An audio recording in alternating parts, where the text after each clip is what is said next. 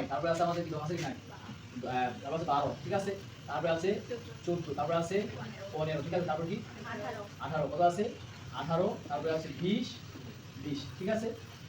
এখন দেখো, এখন এক নাম্বার কাজ করতে হবে সংখ্যাগুলো ঊর্ধ্বক্রমে সাজাইতে হবে, ঠিক আছে। সাজিয়ে আমরা এখন দ্বিতীয় যে নাম্বার কাজ সেটা হচ্ছে সংখ্যা গণনা করা, 1 2 3 4 5 6 7 8, তাহলে কি হচ্ছে এখানে এখানে আমরা লিখবো n ইকুয়াল মোট সংখ্যা কত 8, ঠিক আছে, তাহলে মোট সংখ্যা 8টা, ঠিক আছে। তো এখন 8টা কি বলো, যা কি জোড় সংখ্যা, যা কি জোড় সংখ্যা, ঠিক আছে।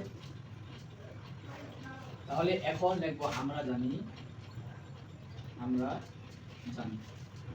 জোড় সংখ্যা মধ্যক ইকুয়াল কত n তম পদ ডিভাইডেড 2 প্লাস n তম পদ ডিভাইডেড 2 প্লাস 1 ডিভাইডেড কত 2, ঠিক আছে।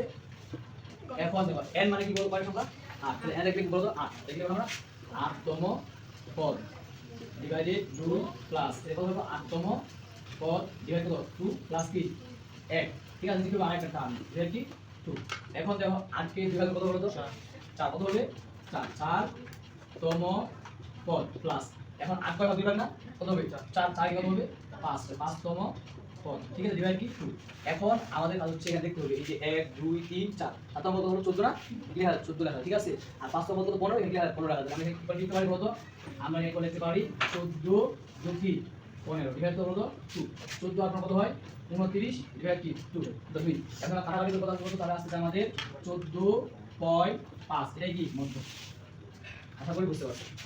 এখন সেম টু সেম আমাদের আবার আরেকটা প্রশ্ন না এই দেবো, বলছে কি এই সংখ্যাগুলো দেওয়া আছে মধ্য ও পরিসর কত, তো আমাদের প্রথম কাজ কিন্তু